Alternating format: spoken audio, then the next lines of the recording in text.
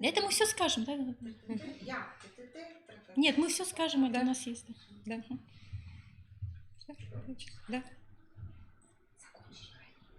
Добрый день, уважаемые коллеги. Разрешите представиться. Мы Липинская Валентина Викторовна И Захаренкова Елена Владимировна. Работаем воспитателями начальных классов в школе-интернате номер 4 города Сыктывкара. На данный момент я работаю с обучающимися 4 класса с нарушением слуха, слабослышащими, неслышащими, использующими слуховые аппараты и импланты, и с детьми со сложной структурой дефекта. Я работаю с вновь поступившими детьми с тяжелыми нарушениями речи, но поскольку имею продолжительный опыт воспитания неслышащих детей, буду упоминать опыт с обучающимися, которые обучаются в 7 классе. Тема нашего выступления – социализация детей с особенными с ограниченными возможностями здоровья, формы воспитательной работы. Мы расскажем вам на примере наших классов, как проходит неурочная деятельность у детей с ограниченными возможностями здоровья, направленная на их успешную социализацию. Вначале мы вкратце раскроем суть социализации обучающихся в условиях школы-интерната. В нашей воспитательной работе много общего, поэтому мы будем дополнять друг друга и передавать друг другу слово. Да, наше выступление рассчитано до часа, оно будет сопровождаться фотографиями, видеофрагментами. Итак, мы начинаем. Под социализацией личности понимается процесс взаимодействия человека и общества, развитие человека на протяжении всей его жизни во взаимодействии с окружающей средой. Социализация имеет определенные этапы или стадии. Это адаптация в семье, в дошкольном учреждении, в школе, в профессиональном учреждении. Когда ребенок усваивает социальный опыт некритически, он адаптируется, приспосабливается, подражает тому окружению, в котором находится. Каждый ребенок приходит к нам в школу со своим багажом восприятия окружающего мира, со своими семейными ценностями, с умением или неумением общаться с ровесниками и взрослыми. У каждого ребенка этот опыт свой. Он закреплен в тех условиях, в которых он находился в семье, в дошкольном учреждении или в другом окружении. Наша задача – адаптировать детей к условиям учебной деятельности школы-интерната, начиная от класса, школы, включая внеурочную деятельность за пределами школы. Далее, активное взаимодействие со средой, ребенок выделяет себя из этой среды и смотрит, как при этом меняется не только он сам, но и окружающая среда. Воспитать готовность активно взаимодействовать с окружающей средой и есть цель нашей воспитательной работы. Ребенок, как индивидуальность, усваивает нормы и правила. Он пропускает через себя, решает, будет ли проявлять свои индивидуальные и личные качества. То есть ребенку надо принять решение, насколько активно он будет действовать. Следующий этап социализации – это интеграция. Когда человек находит свое место в обществе, успешность ребенка, его профессиональное самоопределение и готовность общества принимать ребенка с ограниченными возможностями здоровья. Да, то есть социализация – это непрерывный процесс, который проходит на протяжении всей жизни и во всех режимных моментах.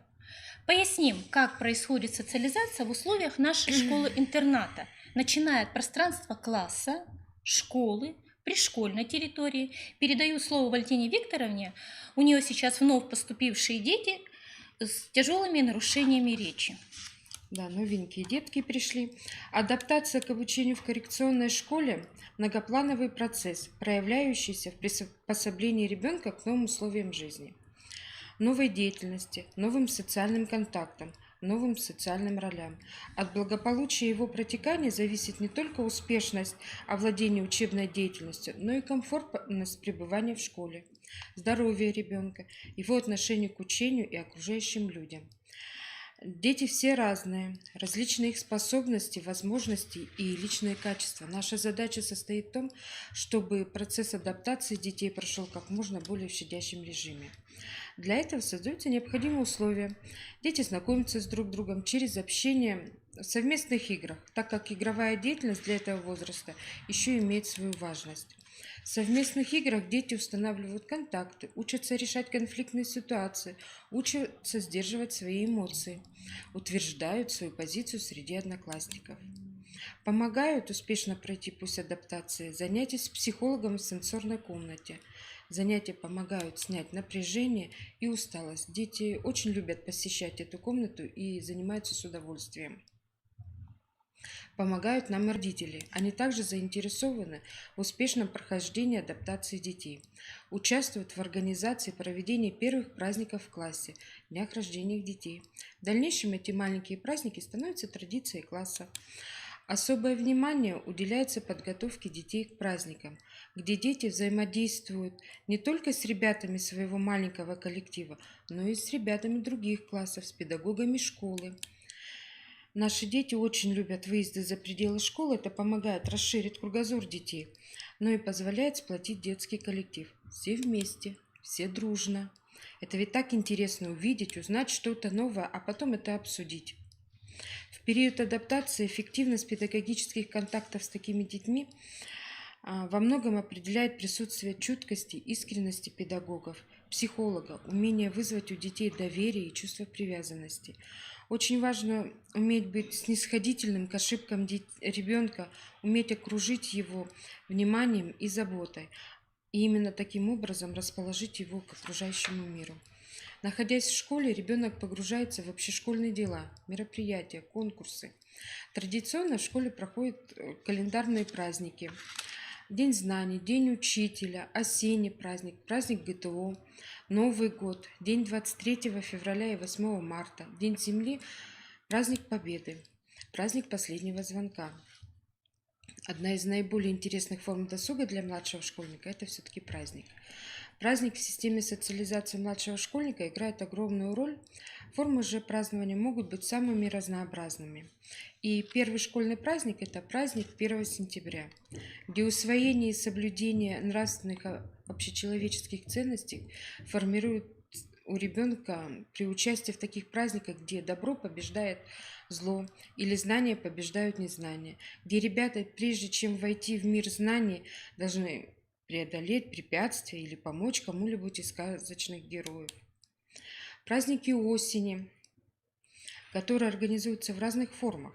Это и драматизация сказки, где дети примеряют на себя роль героя сказки. Это и осенний квест, когда ребята совместными усилиями находят решение. Игра путешествия, которая позволяет детям совместно с лесными жителями увидеть природу осенью, изменения, произошедшие в природе. Например, драматизация сказки Сутеева «Мешок яблок». В нашей школе проходит такой праздник, как праздник друзей. На этом празднике шефы, ребята старших классов, и подшефные ребята, ребята младших классов, проводят совместные игры. Дети общаются в неформальной обстановке. И самый любимый праздник – это Новый год. Да, Дети – главные герои этого праздника. Это и театрализация, и развлечение, и волшебство. Праздник, посвященный Дню защитника Отечества. Особенно дети любят, когда присутствуют на этих праздниках родители. Солдатские учения проходили у нас в таком формате, когда ребята разбивались на разновозрастные команды и преодолевали все задания, где старшие ребята помогали и поддерживали младших. Мероприятия патриотической направленности позволяют детям почувствовать свою причастность к жизни и истории нашей страны. Каждому празднику предшествует большая подготовка. И главные направленности, которые формируются у ребенка во время подготовки и участия во всех традиционных праздниках, проводимых в общеобразовательном учреждении, это направленности на других людей с целью их познания и взаимопонимания, направленность на себя, постижение своего мира и актуализации своего творческого потенциала. В нашей школе работают детские сообщества. У старшеклассников это клуб «Радуга», а у младших школьников это клуб «Солнышко». Подробнее остановимся на работе клуба «Солнышко». В клубе состоят ребята младших классов. Ребята учатся взаимодействовать со сверстниками. Взаимодействие происходит через совместные подвижные игры. защиты проектов, например, «Наши добрые дела», «День космонавтики». Да-да, еще добавлю, что клуб «Солнышко» — это не просто детское сообщество, а клуб школьного самоуправления. Обучающиеся учатся выполнять обязанности знайки, трудяшки, играйки и так далее. А в старшем возрасте они становятся ответственными, ну, соответственно, за учебный сектор, за трудовой сектор, за культурно-массовый сектор. Продолжайте, Валентина Викторовна. Особенно дети любят сюжетно-ролевые игры. Каждой такой игре предшествует серьезная подготовка в классе. В классах проходят занятия, где дети внутри своего класса проигрывают игровые ситуации, готовят атрибуты к играм, отрабатывают типовые фразы и диалоги. Готовятся педагогами папки-помощницы со словарем. Вот на вашем экране сейчас такие папочки. Это у врача, на почте, в магазине. Особенно дети любят общие игры. Вот, например, в магазине. В ходе игры дети закрепляют модель общения с продавцом, между покупателями. Вот разные отделы магазинов. Овощи, фрукты, отдел игрушек, канцелярский отдел, отдел одежды. Ну, немножко перекусить. Да, кафе-пауза, да. Да. Особенно детям нравится еще вот игра, которая позволяет им социализироваться более успешно. Это игра «Автобус». В игре закрепляются правила поведения и в общественном транспорте, правила дорожного движения. Мы впоследствии еще скажем, что мы много выезжаем, и поэтому все это нам понадобится в практике, так, Валентина Викторовна? Парикмахерская. Ребята с интересом принимают роль парикмахера и клиента, показывают свои умения. Такие вот у нас дети. Очень любят дети больницу играть. Ребята применяют на себя роль врача, медсестры и больного. Учатся не только общаться между собой, но и вести документацию. Все по-взрослому. Таким образом, в процессе игровой деятельности возрастает возможности ребенка, его коммуникативные навыки и речь. Именно сюжетно-ролевые игры подготавливают наших детей к взрослой жизни. Игра позволяет детям глубже познать и раскрыть свои возможности и возможности других, освоить различные социальные роли и взаимоотношения, партнерство, усвоить ценности окружающего мира и адаптироваться в социальном мире. Игра способствует развитию не только жизненного опыта, но и готовит к дальнейшей деятельности ребенка в реальной жизни. Так же, как и вот тот раздел, к которому мы подходим, да, Валентина Викторовна? Да. Общественно полезный труд. Труд. Важнейшее средство воспитания. Весь процесс воспитания детей с ограниченными возможностями здоровья должен быть организован так, чтобы они научились понимать пользу и необходимость труда для себя и для коллектива. К моменту поступления в школу многие дети беспомощны в самообслуживании, а также выполнении простых трудовых поручений. Вот на фотографии у вас показаны первые шаги. Научить ребенка вытереть свою парту, убрать пыль с книжной полки,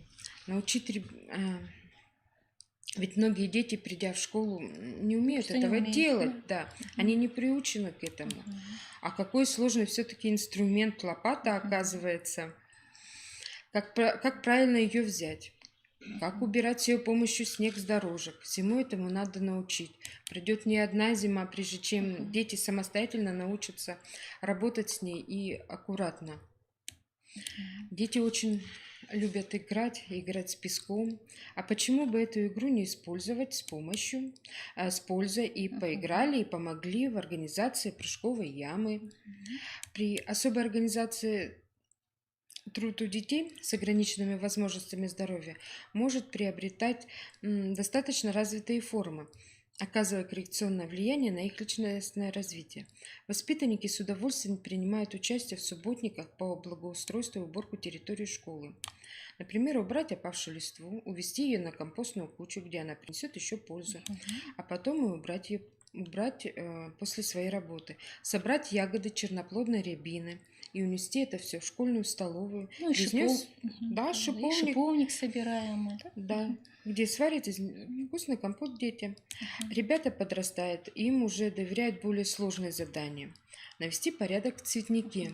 Возле школы красивый цветник, где помогают наводить порядок ребята. Участвовать в таких акциях, как «Очистим планету от мусора».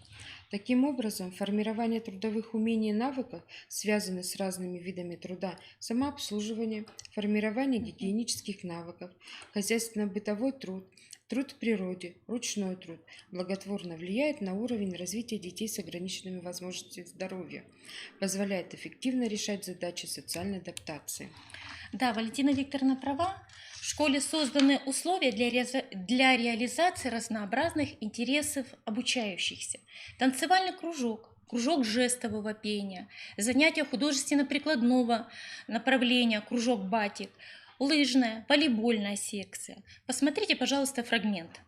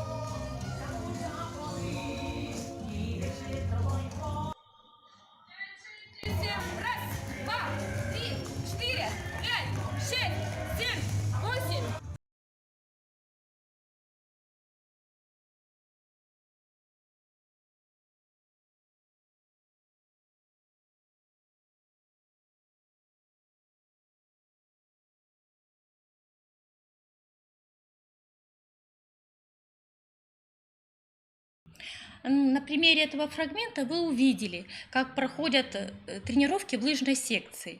У обучающихся есть перспектива участия в соревнованиях по лыжным гонкам и на уровне города, республики и российских соревнованиях. Так, в конце этого года наши обучающиеся успешно выступили на республиканских соревнованиях и имели возможность поехать в Челябинскую область на сборы. И там участвовали в зимней спартакиаде среди глухих и достаточно успешно. А фрагмент занятия в танцевальном кружке показывает рабочий процесс выработки танцевальных умений, умений держаться перед зеркалом, перед зрителями.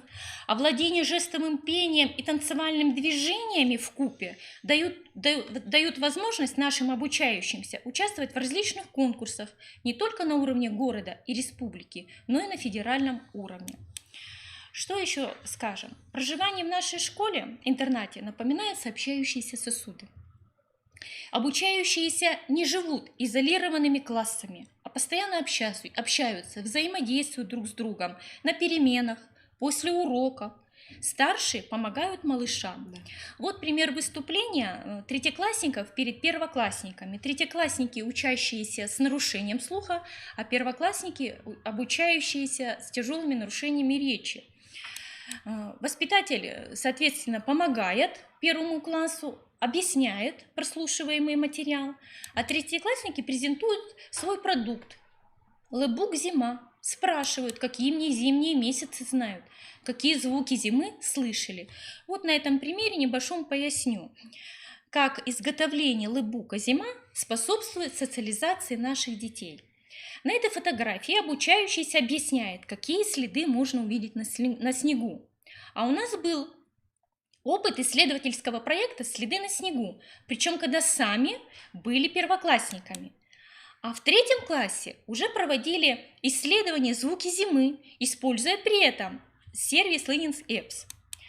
И как мы знаем, при общении к информационным технологиям прописано в содержании адаптированной основной общеобразовательной программе. Знакомятся они и с другими интернет-сервисами. В целом этот пример показывает, как во время выступления защиты лэбука «Зима» учащиеся 3 класса передавали свой опыт, свои знания первоклассникам. Это очень важно для социализации. Усвоив определенные нормы и правила поведения в школе, обучающийся активно вовлекается в разнообразную деятельность вне школы. Этот опыт посещения мероприятий вне школы появляется уже у вновь поступивших детей. Передаю слово Валентине Викторовне. Ее подопечные уже тоже начинают посещать культурные объекты города Сыктывкара. Формированию интереса к отечественной истории и уважительное отношение к нравственным ценностям прошлых поколений, развитие коммуникативных компетенций, навыков исследовательской работы учащихся, поддержки творческих способностей детей помогает посещение музеев. Музейные мероприятия проводим с учетом психологических особенностей наших детей, что предполагает поэтапность работы.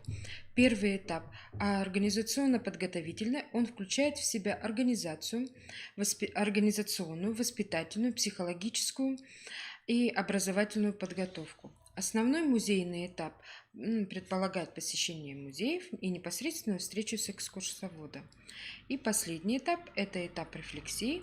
После экскурсии обязательно проводим закрепляющие занятия, которые состоят еще и в том, что дети вспоминают увиденное в музее, обмениваются впечатлениями, используя новые слова и понятия.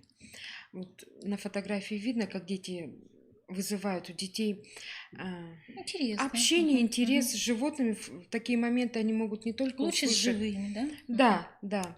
Услышать рассказ о животных, их потрогать. Это намного интереснее, чем увидеть чучела, которые, они красивые, но они все-таки не живые. Одно из посещений музея Морозова. В это посещение ребята знакомились с символикой нашей республики, как появился герб, флаг, что означают цвета на флаге и символы на гербе. Ребята узнали, как на протяжении времени менялись и флаг, и герб. Отдел этнографии Национального музея наиболее посещаем нашими детьми.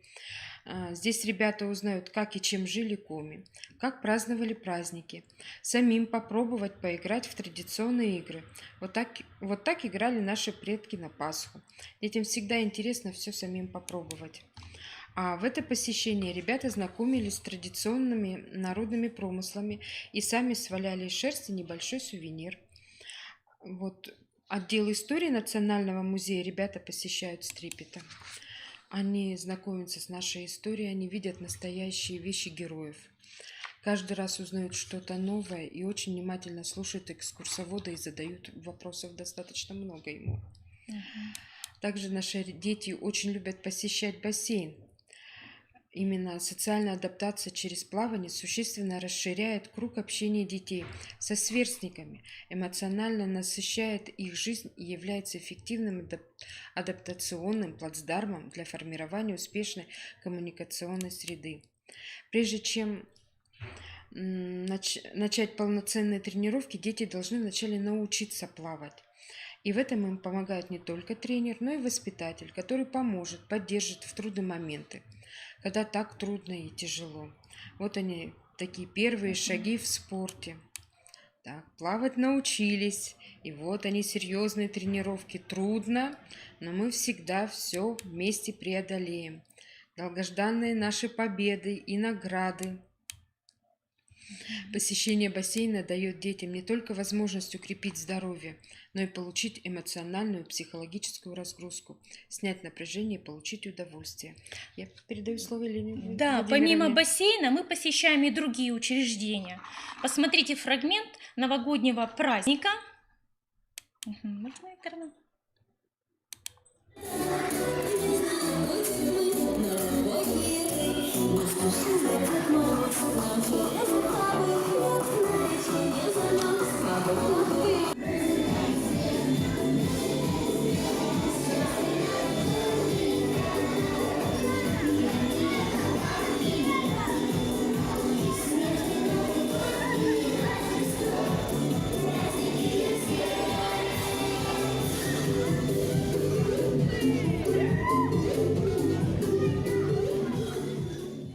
Да, вы увидели фрагмент совместного участия обучающихся начального звена в новогодней программе «Это все Гринч».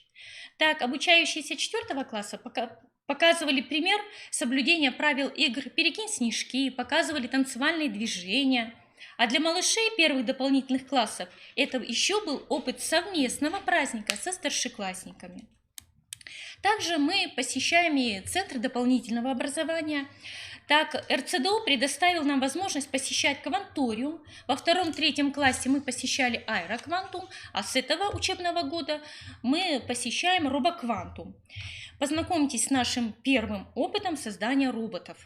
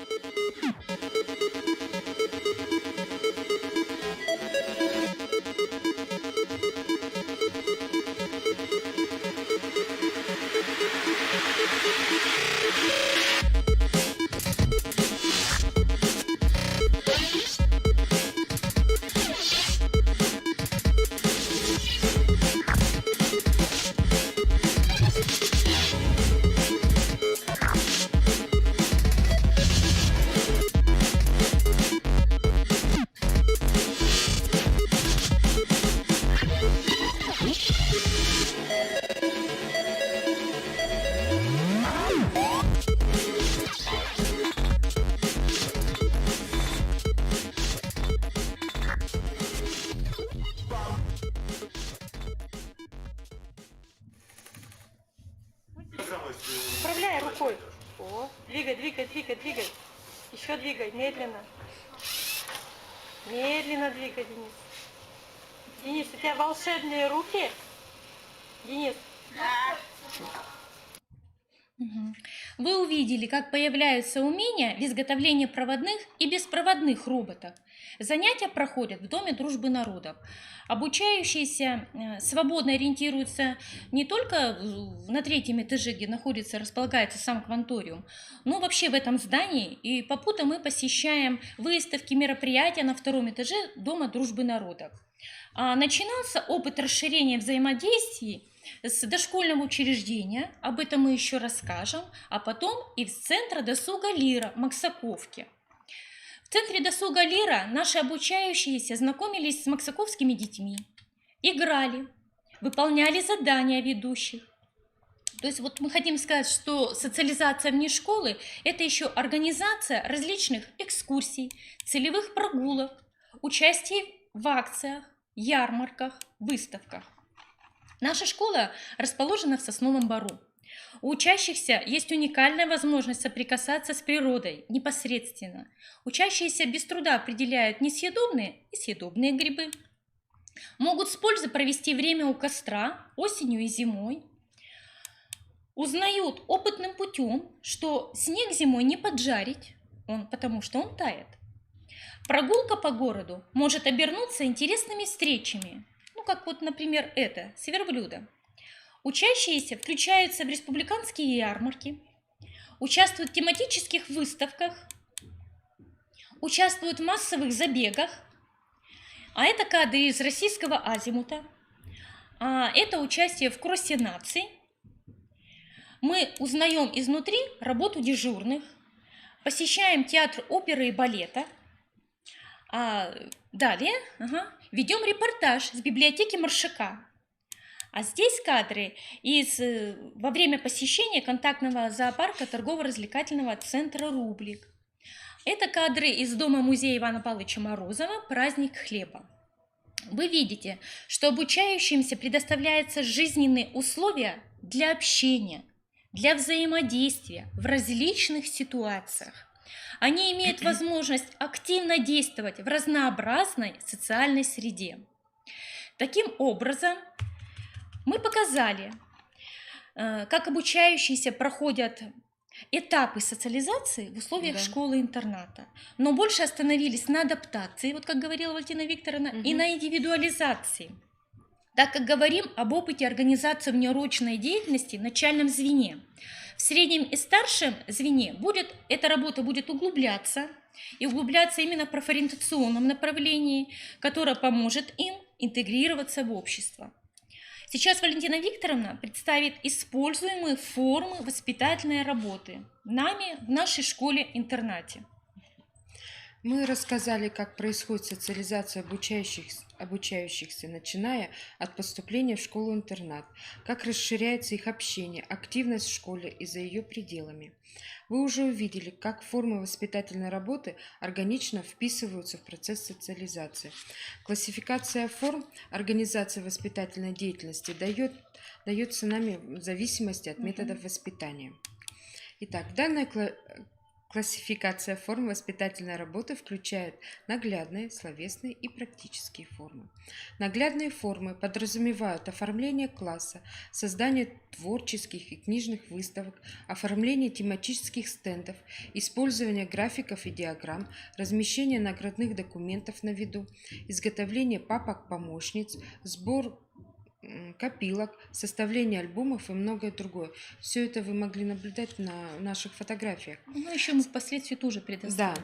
Да. Словесные формы включают в себя подготовку докладов, конференций, использование поручений, организацию встреч, подготовку устных журналов, беседы, ведение тетради, читательский дневник, события жизни, почемучка, проведение инсценировок и другое. Практические формы воспитательной работы направлены на непосредственную деятельность учащихся. Это различные походы, экскурсии, участие в конкурсах, изготовление лэпбуков, проведение опытов, трудовые десанты, наблюдения, школьные линейки, участие в акциях, просмотр спектаклей. В нашей школе организуются встречи с интересными людьми, с выпускниками школы. Так, например, тренер лыжной секции Наталья Юрьевна сама является сурдоолимпийской чемпионкой и является тем самым примером для наших обучающихся. Дважды в нашу школу приходил профессиональный фокусник Володя Захаров, тоже наш выпускник. Все эти формы воспитательной работы переплетаются между собой и связаны друг с другом. Словесные формы подкрепляются наглядной основой. Наглядные формы, в свою очередь, стимулируют речевую активность. И наглядные, и словесные обязательно подразумевают практическую деятельность, активизируется жизненный опыт учащихся. Да, давайте посмотрим, вот как представленные нами формы воспитательной работы организованы нами во внеурочной деятельности. Наши воспитательские занятия структурированы в соответствии с федеральными государственными стандартами для детей с ограниченными возможностями здоровья по таким направлениям, как общекультурное, общеинтеллектуальное, спортивно-оздоровительное, социальное, духовно-нравственное. Каждое из этих направлений имеет свои подразделы. Так, общекультурное входят занятия по лепке, аппликации, конструированию, моделированию, цикл занятий культура, этикет, экологическая деятельность. Общеинтеллектуальное направление содержит цикл занятий «Почемучка», проектно-исследовательскую деятельность, внеклассное чтение. Спортивно-оздоровительное направление включает в себя уроки здоровья, мероприятия по основам безопасности жизнедеятельности, правилам дорожного движения, спортивные подвижные игры, дни здоровья и так далее. Мы сейчас подробно не будем останавливаться на наших рабочих программах, где отражены цели, задачи, содержание, ожидаемые результаты по каждому из названных направлений. Мы хотим остановиться на том, как они связаны между собой и как в целом воспитательские занятия влияют на социализацию, как наши воспитательские занятия предоставляют широкий выбор занятий по интересам, так как они проходят не только в школе, но и за ее пределами. Вот пример организации занятий по художественно-прикладной деятельности «Клоун в цирке». Перед тем, как идти в цирк, было проведено, соответственно, вот такое занятие, где разобрали понятия шатер, арена, места для зрителей. И вот такие замечательные клоуны на арене у нас получились. Данное занятие послужило мостиком к успешному проведению занятия социальной направленности в цирке. А посещение цирка относится как раз к этому направлению. И тогда уже дети смогли узнать шатер, сориентировались внутри шатра, увидели арену, нашли свои места по выданным билетам среди мест для зрителей. То есть направления внеурочной работы тесно переплетаются, а единая смысловая линия помогала в данном случае обучающимся сориентироваться на местности. Занятие по общекультурному направлению «Вывеска повара» было проведено после посещения школьной столовой, то есть занятия социального направления, а потом это занятие, Мгм. чтобы каждый обучающийся смог проявить свою индивидуальность в оформлении этой вывески. Посмотрите, насколько разные, насколько индивидуальные, где каждый ребенок смог принести свою изюминку, вот такие работы получились. А проявление своей индивидуальности, своего понимания цели занятия, сделать оригинальную вывеску, по которой можно догадаться, кто работает, тоже очень важно. Об этом мы упоминали, вот когда Валентина Викторовна раскрывала этап индивидуализации. По результатам данного занятия была оформлена выставка, стенд, вывеска повара. А в свою очередь оформление стенда – это еще и наглядная форма воспитательной работы, о чем говорила Валентина Викторовна. Далее. Ну, вот такое занятие общекультурного направления, как ящик для инструментов, был выполнен. Получились вот такие готовые работы, и они послужили толчком к разговору в занятии проблемно-ценностного характера «Папины помощники». Обучающиеся рассказывали, как помогали папе дома. А рассказ сообщения обучающегося – это и важное средство социализации. Смог рассказать воспитателю, значит, сможет рассказать другому человеку, ровеснику, взрослому. Ну вот в более старшем возрасте художественно-прикладная деятельность теряет свою актуальность немножко, и на первый план выходит профориентация, так как обучающимся они более заинтересованы в выборе профессии, углубляются в суть той или иной Да, специальности. уже задумывается, им Да. это интересно. Да, Впереди выбор. Ага, Валентина Викторовна права. Малыши еще только многому учатся. Учатся. Для них создаются специально организованные ситуации. Вот, к примеру, еще входит цикл занятий «Культура и этикет». Фрагмент занятия «Разговор друзей» с использованием пальчиковых кукол, на котором дети в игровой форме отрабатывают речевые диалоги. Речевые диалоги – это специальные образцы речевые, да, которые служат средством общения, средством успешной социализации. Еще просим обратить внимание на оформление класса, ну там вот на заднике видно, да, которое просматривается на этой и других фотографиях. Наглядная основа воспитания обучения неслышащих детей, детей с тяжелыми нарушениями речи – одно из важных условий выстраивания взаимодействия. Далее. Воспитательские занятия общеинтеллектуального направления включают 3 блока. Цикл занятий «Почемучка», проектно-исследовательская деятельность и внеклассная, я сказала общекультурная, да? Общеинтеллектуальная, заговорилась. Так, для записи основных моментов занятий «Почемучка» используются тетради. Вот примеры записей обучающихся в этих тетрадях. Заполняя данные тетради, ребенок использует свой характер, свой почерк заполнения, то есть опять же проявляет индивидуальность. А имея данные записи в тетради, можно всегда вернуться к ним, например, при выполнении тестовых заданий. То есть использовать, уже получается, не используют свой жизненный опыт. Результаты усвоения знания фиксируются при заполнении Google формы. Ну, кто с этим знаком, понимает. Вот пример такого теста. Умение работать на компьютере, в том числе в интернет-пространстве, также необходимы обучающимся с ограниченными возможностями здоровья. А заполнение ответов в Google формах способствует накоплению опыта пользования цифровым образовательным пространством. Другой пример. Закрепление знаний по темам отрасли растениеводства, отрасли животноводства происходило при создании соответствующих альбомов. Каждый обучающийся выбирал свою отрасль, отражал ее в рисунке. Составление данных альбомов помогло систематизации учебного опыта детей, а данный опыт успешно использовался ими при выполнении вечернего задания по окружающему миру. Таким образом, деятельность детей, организованная в рамках цикла занятий «Почемучка», помогла при выполнении проверочных работ, помогла почувствовать себя успешным. А успешная личность – это самореализованная личность. Ну, а это запись знакомства с предстоящим проектом «Птичья радуга зимой», когда обучающиеся придумывали название своей команде, выбирали роли. Надо сказать, что проектно-исследовательская деятельность, организованная нами в условиях школы-интерната, чаще всего носит не только исследовательский, но практический характер. Вот фрагмент выполненного проекта «Птичья радуга зимой». Мне не нужно ни игрушек, ни цветных карандашей, потому что у кормушки поселился воробей.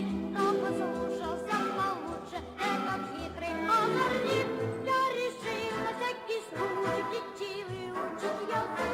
Я решил на всякий случай птичий выучить язык. Чирик-чик-чик, всем нужны друзья.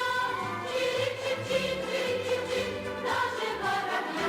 Сколько вкусных бутербродов искрошил в кормушку я. Очень трудная работа, дрессировка воробья. Но зато в районе нашем удивляется народ. Воробей присядку пляшет, бьет ладоши и поет. Воробей присядку пляшет, бьет ладоши и поет. Чирик-чик-чик, чирик-чик-чик, всем нужны друзья. Чирик-чик-чик, даже воробья. Сетевой проект «Птичья радуга зимой» показал умение детей договариваться, оказывать помощь друг другу, побуждал их к выполнению разнообразных заданий, подготовку к публичному выступлению перед дошкольниками. В ходе проекта пришлось выполнять очень много заданий. Придумывали эмблемы, распределяли роли, провели исследования зимующей птицы России, создали энциклопедию «Самые-самые», ставили метку на Google карту, совершали экскурсию с целенаправленным наблюдением за зимующими птицами, организовывали птичью столовую, создавали технологическую карту изготовления кормушки, писали книгу рецептов, создали стенгазету «Покормите птиц зимой», которую оставили в дошкольном учреждении. Провели исследования поведения птиц на кормушке за окном и многое другое. Частично вы все это могли увидеть на видеофрагменте. Все задания выполнялись с помощью воспитателя. Следующее направление внеурочной работы, которое реализуется нами на воспитательских занятиях, спортивно-оздоровительное направление. Осуществляя стандарты по данному направлению, мы проводим уроки здоровья, мероприятия по безопасности жизнедеятельности, правилам дорожного движения, спортивные и подвижные игры. Уроки здоровья всегда носят практическую направленность. Так вот, в данном случае на занятии «Витамины на столе» обучающиеся учатся искать витамины в овощах, фруктах, ягодах, проводят несложные опыты, показывающие, как разрушаются витамины при кипячении, и подбирают соответствующие глаголы: сохраняются, разрушаются. То есть на уроках здоровья моделируются ситуации, которые подталкивают обучающихся к выбору полезных продуктов. В жизни не всегда еще получается делать правильный выбор. Мы этому только учимся. Сейчас вы увидите фрагмент занятия «Витамины на столе», где дети самостоятельно закрепляют полученные знания, выполняют тестовые задания из презентации с макросами. Слышно, что речь мальчика недостаточно внятная, но это 2 класс. Сейчас это обучающийся говорит намного четче, понятнее для окружающих. Да, можно. Алена, можешь подсказать? Нет. Нет. Алена, подскажи Денису. Морс и компот. Проверяй. Ну, а то компот не морс. Верно, да? Если кипятят витамины, что?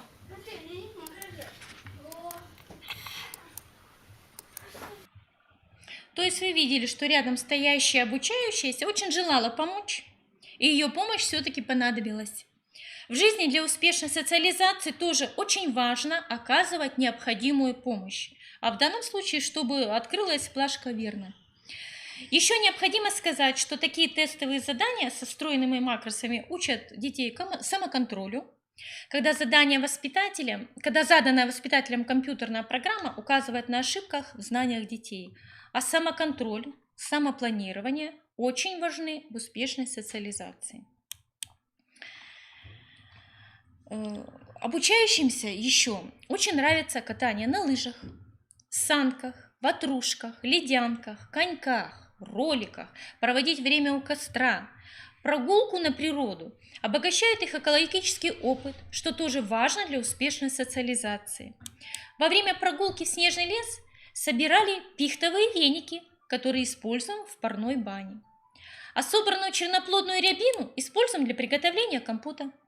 Здесь выходим на лыжню России в школе 15. А это прогулки на Черное озеро, расположенное рядом со школой-интернатом.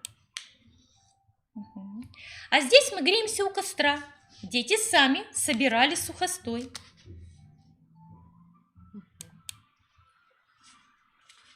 Включение учащихся в разнообразную спортивную деятельность позволяет участвовать в конкурсах. Вот видеофрагмент. Перейти можно? Вот видеофрагмент работы «На дороге не играй» всероссийского конкурса социальных роликов «Безопасная дорога детям».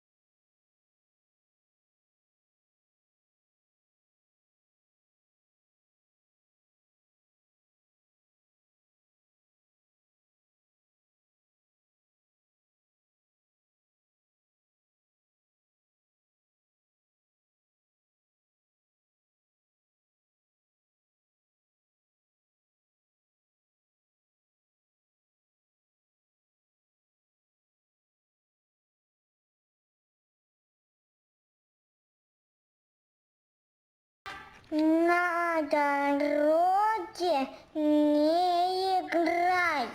То есть при записи данного ролика очень понадобились их умения в прыжках на скакалке, действия с мячом, катание на самокате, роликах.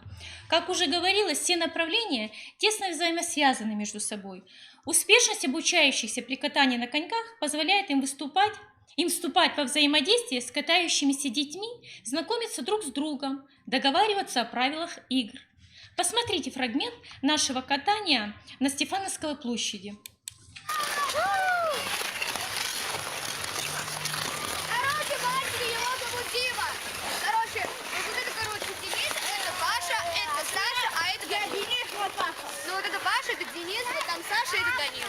Молодец. Это Кирилл, а я Дерек. А это Катеница. А, точно. Похоже, я вашего воспитательница не заметила. А это получается... Алена, встаньте сюда, Алена.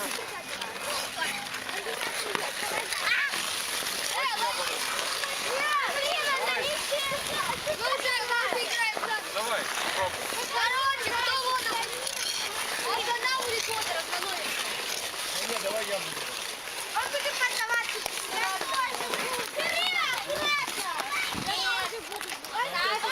Воспитатель. Вот они хорошо познакомились. Елена, Школа, интернат. Елена Владимировна, Уходите. а вы, Елена Владимировна, придете в следующее воскресенье? Не знаю, как получится. Ребята, все?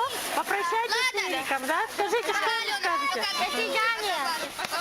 Круто было и классно. Так. Это классно. Сегодня какое число? Сегодня 26 января. Так, вы уже 2 с лишним часа катаетесь на коньках. Да. Понравилось? Да. Мы хотим еще 10 часов. Еще чуть-чуть и все, давайте. Да. Ну да, этот фрагмент воспитательной работы подтверждает, что обучающиеся 4 класса могут успешно социализироваться, но начинали мы с малого. Во 2 классе в рамках выполнения заданий проекта «Птичья радуга зимой» обучающимся было страшно и трудно вступать в общение с дошколятами, выступать перед ними с листовками, совместно разгадывать кроссворд. Давайте посмотрим.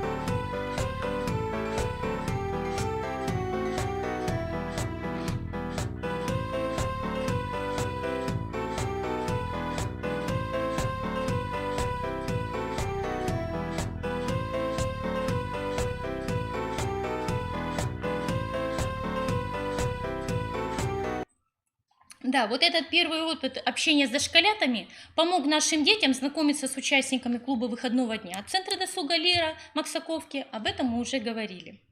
И еще одно направление организации воспитательских занятий – духовно-нравственное. Сюда входит организация занятий по гражданскому сознанию и проблемно-ценностному общению. Любовь к родине начинается с семьи и того места, в котором рождается человек. Лыбук, моя малая родина, совместная работа детей, родителей и воспитателя. Обучающиеся в 1 классе учились ставить метку, точку на карте, собирали пословицы о родине, создавали свою улицу, рассказывали о своих семейных традициях. Так Денис рассказал, что дома есть лыжи охотника. Так, вот у Дениса. Угу. И в том же 1 классе мы создавали альбом «Мой класс, моя школа». Посмотрите некоторые страницы этого альбома. Угу. Знание своей малой родины, знание своей семьи, семейных ценностей, знание своего школьного окружения важно для самосознания. Ценностные ориентиры, которые усваивают дети в детстве, помогают им в дальнейшем выстраивать свой жизненный путь. Это только малая часть воспитательских занятий, влияющих на социализацию наших обучающихся в той или иной мере. И, конечно же, мы не можем социализировать ребенка без тесного взаимодействия с родителями. Вся воспитательная работа строится в тесном сотрудничестве со всем педагогическим составом школы-интерната. Переходим, Альтина Викторовна. И с родителями. Родители видят, как живут дети в школе, чем занимаются. Они не сторонние наблюдатели, а полноправные участники школьной жизни детей. Родители дают согласие на осуществление всех направлений воспитательной работы. И в наших классах есть группы, площадки, сайты, в котором ведется виртуальное общение, где мы можем показать то, чем занимаются обучающиеся. Вот некоторые фрагменты участия наших родителей в воспитательном процессе. Мы вместе участвуем в акции «Бессмертный полк». Мы вместе ходим в походы, распределяем, кому что нести. Такие прогулки на природу очень объединяют. Мы вместе участвуем в акции «Кросс наций», проводим время на катке, это база Еляты, выезжаем на мероприятия на личных машинах и на заказном транспорте. Что-то у нас улетает. Да. Подождите пока. Ага, с соблюдением всех мер безопасности. А это мы на базе отдыха Савопиан. Прекрасно провели там время, кормили животных, катались с горок, жарили домашний сыр, пили чай с домашним медом. Очень понравился домашний хлеб. А это кадр мероприятия «Путешествие с Коми-Ань», организованного в рамках Дня открытых дверей, который проходит традиционно уже в нашей школе в последний день третьей четверти. Часть проведенных мероприятий оформляется в видеофильмы. Эти видеофильмы не только знакомят родителей с нашими формами воспитательной работы, но и дают возможность детям возвращаться к ним самим, маленьким, смотреть, какими они были раньше. А это тоже очень важно в социализации, как развивающий компонент самосознания. И в заключение отметим, как проводится мониторинг внеурочной деятельности. Результаты воспитательной работы мы отслеживаем и фиксируем в картах развития. Мониторинг индивидуального развития обучающегося младшего школьного возраста во внеурочной деятельности и мониторинг индивидуального развития обучающегося со сложной структурой дефекта во внеурочной деятельности. Такие карты есть и для старшего звена, и для среднего звена. Вот фрагмент карты развития обучающихся младшего школьного возраста во внеурочной деятельности. Мы смотрим, как происходит социальная адаптация, начиная от соблюдения режимных моментов, от формирования умения жить в коллективе, класса, школы. Эти умения позволяют хорошо ориентироваться на пришкольной территории и в общественных местах города. Да, вот еще дополню, Валентина Викторовна. Одна родительница мне недавно сказала: Елена Владимировна, меня дочка такими тропками водила по городу, к остановке, я даже не знала о них. Ну, у нас дети приезжают со всей республики. А вы знаете, что в этом году в Сыктывкаре проводился масштабный ремонт дорог, и нам действительно приходилось выбираться разными тропками к Дому дружбы народов. Да. Занятия в спортивных кружках и секциях создают успешность для личностного роста. Есть учащиеся, которым очень трудно дается учеба. Зато у них есть шанс реализовать себя в спорте. Или, казалось бы, неприметная деятельность на прогулке. Кроме организуемой трудовой деятельности и наблюдений, для нас очень важно, чтобы дети могли себя организовать сами. В младшем возрасте это игры, а в старшем это общение друг с другом, которое очень важно в подростковом возрасте. Если в младшем возрасте воспитатель выступает примером в уборке, например, закреплен на территории от мусора, снега, а потом уже дети сами убирают это все без напоминаний. Ну, это только фрагменты, да? Да, это Сейчас фрагменты карты. Ну, это А вот это вот фрагменты карты развития для детей со сложной структурой дефекта, что дает, к примеру, участие во внеклассных мероприятиях. Обучающиеся со сложной структурой дефекта на своем уровне вступают во взаимодействие, учатся понимать других и быть понятыми в процессе вовлечения в эту внеклассную деятельность. Личностные качества, как правило, все эти качества – уравновешенность, ответственность, активность, правдивость, толерантность, авторитарность в классе, авторитетность, да, нуждаются в постоянном сопровождении педагога. Но этот же критерий позволяет воспитателю разнообразить формы вовлечения обучающегося с целью упражнения, многократного повторения, чтобы эти качества перерастали в привычку. Ну, то есть ребенок со сложной структурой дефекта, как вы знаете, нуждается в постоянном упражнении, вариативности подачи этих заданий, да?